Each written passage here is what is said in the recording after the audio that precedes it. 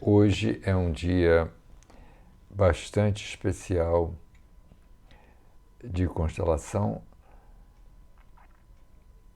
Eu fiz vários roteiros para comemorar esse dia tão importante para todos nós, mas depois de tantos roteiros e tanto tempo rabiscando e dedilhando, eu resolvi fazer algo mais espontâneo.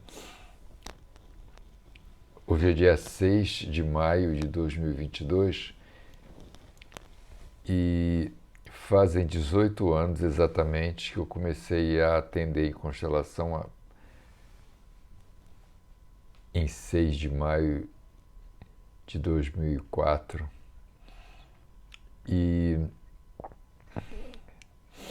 foi uma paixão muito repentina, essa paixão esse amor que eu tive pela constelação, porque eu tinha feito muitos anos de psicanálise com 3 terapeutas freudianos, uma lacaniana, e já tinha sido ordenado monge zen budista com o nome de Genjo.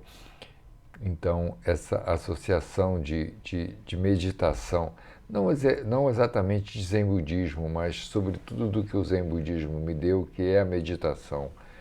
Né? A meditação é uma prática profunda de volta a você mesmo, volta a nós mesmos, que faz com que a gente chegue na nossa essência, né? E paralelamente a essas meditações que eu faço, que eu já faço desde 2000 e desde 31 de dezembro de 2002, eu consegui chegar num ponto em que, quando apareceu a constelação, ela foi como uma espécie de complemento a isso tudo, né? Porque a constelação, que foi descoberta pelo Antônio Bert Hellinger por volta dos anos 1990, e pelo qual eu fui atendido, ele e a Marie-Sophie Hellinger, ele trouxe um tipo de... Ele é o 68º terapeuta pós-Freud, que foi o primeiro que contribuiu para a evolução mental e a terapia mental, né, para a evolução mental das pessoas, né? Hoje, através de uma amiga psicanalista, eu descobri que justamente o dia 6 de maio foi o dia que o Sigmund Freud nasceu. E engraçado que ele nasceu na Eslováquia. Outra surpresa, que eu sempre achei que o Freud fosse alemão ou austríaco, mas ele era eslovaco e vivia em Viena e acabou morrendo em Londres, né? Que Paris e Londres são as terras da evolução mental e difusão para o mundo, né? A arte se difunde em Londres, a música se difunde em Londres, e outra parte da ciência e da arte se difunde a partir de Paris, né? Eu comecei através do Jacob Schneider, que era um dos discípulos do Bert Hellinger, que ele permitia que a gente funcionasse com um aconselhamento às pessoas, né? A gente não começava, porque nós somos os primeiros discípulos diretos do Bert Hellinger, eu e alguns poucos brasileiros e alguns poucos alemães, que eu não vou citar porque eu vou cometer erros, mas nós somos os primeiros discípulos que continuam desenvolvendo o ensinamento filosófico que ele deixou, o ensinamento de prática, etc., né? E eu comecei através de uma permissão dada pelo Bert Hellinger, através do Jacob Schneider, que era poder aconselhar as pessoas sem se considerar um constelador, né? Então, durante muitos anos, eu frequentei todos os workshops que existiam no Rio de Janeiro, onde eu vivia na época, principalmente os workshops do Peter Spencer, que, junto com a Gino, que era a tradutora do Bert Hellinger, fazia oficinas periódicas no Rio de Janeiro, representando a constelação no Rio de Janeiro. Frequentei todos os terapeutas que tinham começado, alguns faziam workshops mensais, eu estava sempre presente, né?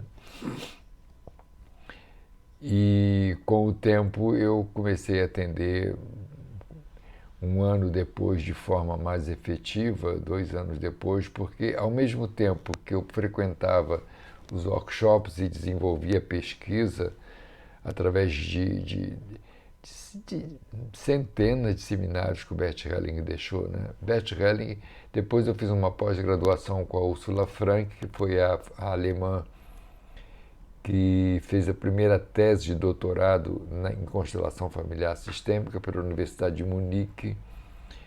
E a Úrsula também fez várias formações aqui no Brasil, em São Paulo.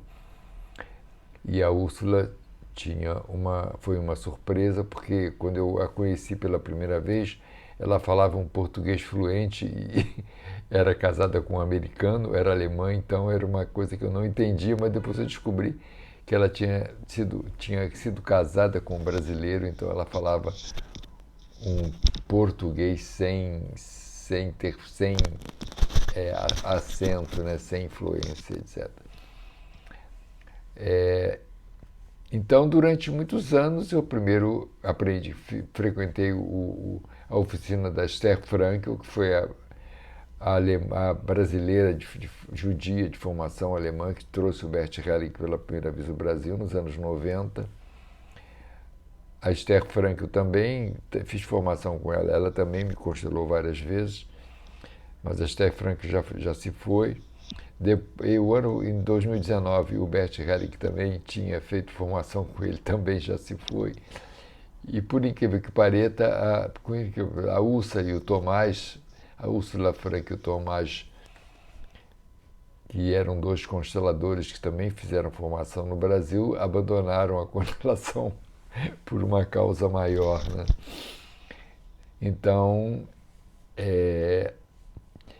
há 8 anos atrás, eu estou completando hoje 18 anos de atendimento e de conhecimento da constelação, né?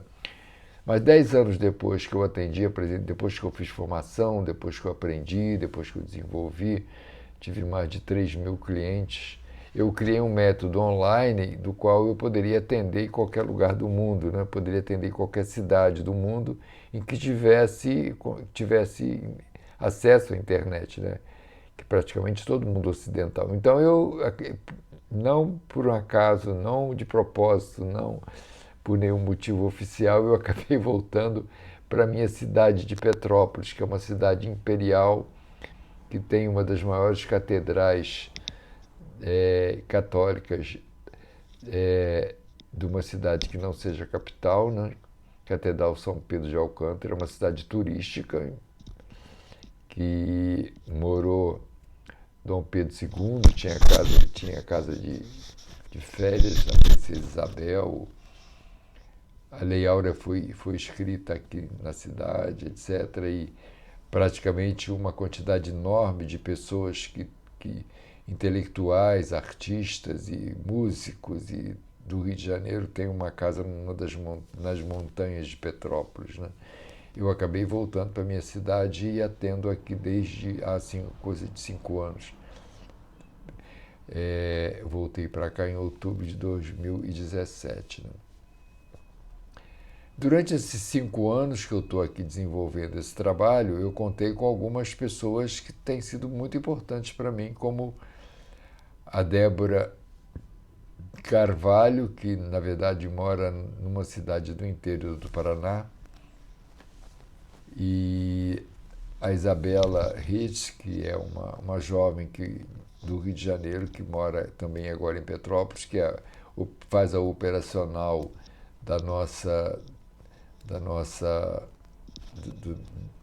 faz o operacional do nosso caminho no YouTube, né? E algumas outras pessoas que foram importantes, como a Priscila Lina de Charbonnier, que foi uma cliente que atualmente vive em Londres, como a Vivian Bonicelli, que foi uma vidente que eu atendi há muitos anos e que foi fundamental para o meu trabalho, e várias outras pessoas, de modalidades, várias pessoas como a, a também Maila Karina, que vive atualmente em Helsinki, na Finlândia, algumas pessoas dos Estados Unidos, etc., as quais às vezes eu atendo e às vezes se tornam parceiras importantes, como também a Luz Marina, no Rio de Janeiro, que me acompanha já há 30 e poucos anos, desde a época que eu trabalhava com fotografia, que eu ainda trabalho um pouco, mas que desenvolve também a questão da constelação. Então hoje é um dia de festa, hoje é um dia de comemoração. Eu espero continuar nesse canal contribuindo ao máximo para vocês, explicando o que é a constelação, ensinando que a constelação não é algo que se passa no dia a dia, não é algo que se passa pela palavra, não é algo que nós estejamos acostumados numa convivência diária, etc. Né? Eu estava hoje mesmo conversando com a Débora, falando que a constelação é uma energia que não se passa pela palavra, ela se passa por uma. Às vezes não é necessário quando você faz um planejamento de vida, por exemplo, uma mudança ou uma transformação ou uma evolução na sua vida, não quer dizer que o planejamento que você faz ele vai ser seguido conforme você faz o planejamento, né? O fato de você fazer o planejamento, você já encaminha no campo mórfico, que é um detalhe do campo morfogenético. Quando você executa dessa forma, você já está encaminhando para que o resultado seja o melhor possível, né? Nunca é exatamente da forma que a gente planeja. Nunca você planeja qualquer coisa e ela vai ser executada exatamente daquela maneira, mas as várias maneiras com as quais você planeja, elas vão ter um resultado que é o melhor resultado que poderia acontecer e é o melhor resultado que aquele ato ou aquele avanço ou aquele desenvolvimento vai possuir, né? É uma dinâmica da constelação, né? É uma dinâmica de você não fazer um planejamento e achar que aquele planejamento vai funcionar exatamente da forma que você funcionou, né? Como funciona na arquitetura, né? Na arquitetura você faz um plano, você faz um rabisco, você faz um projeto e depois você constrói uma casa mais ou menos da forma que você planejou. Na constelação e na vida não funciona dessa forma, né? Eu consigo fazer essa comparação porque eu fiz formação em arquitetura e cheguei a ser um arquiteto, mas não era exatamente o que eu queria fazer, né? Embora para ser arquiteto tem que ter muito talento, que muitas amigas e muitos amigos têm, mas não era exatamente a condição que eu tinha, né? Então, a constelação não funciona como uma arquitetura.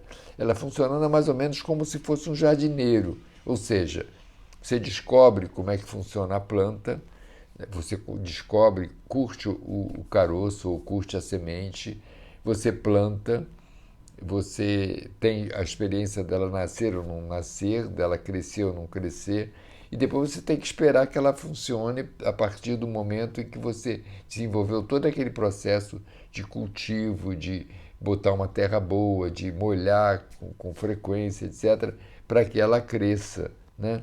Então, a constelação funciona como se fosse um jardineiro, né? E também a constelação funciona como se fosse uma fotografia.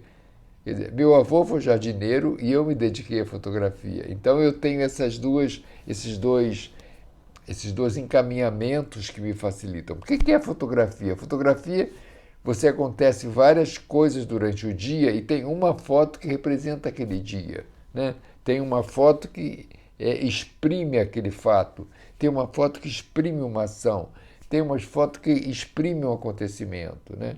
Então a fotografia é como se fosse o aqui e agora de um determinado momento, feito com uma técnica, com uma arte, com uma expressividade, com uma comunicação que possa ser entendido pela uma grande parte das pessoas, né? Então há um processo fotográfico que tem que ser evoluído, evidentemente, né? E então a constelação também você trata, você não fica fazendo um relato, a fotografia, a constelação não é uma descrição da sua vida, né? Você vê o que está acontecendo com você agora para você pegar aquele momento do que está acontecendo e dissolver aquele momento, né? Porque tudo está no nosso cérebro, tudo está no nosso pensamento, tudo está na nossa memória. Tá bom? Então, eu estou muito feliz de poder oferecer esse vídeo e nós vamos continuar fazendo análise de filmes, análise de família, análise de casos específicos e também atendendo as pessoas que desejam dar fazer o que a gente poderia chamar de uma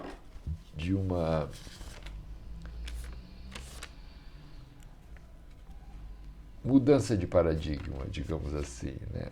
Mantendo o que você é, mantendo a sua essência, mantendo a sua existência, mantendo o que você já aprendeu, mas mudando um pouco o paradigma para você entender melhor o mundo e para você se entender com as pessoas, se entender com todo o universo pessoal e corporativo da sua vida e pessoal da sua vida, tá bom? Muito obrigado pela sua atenção e vida longa para sempre.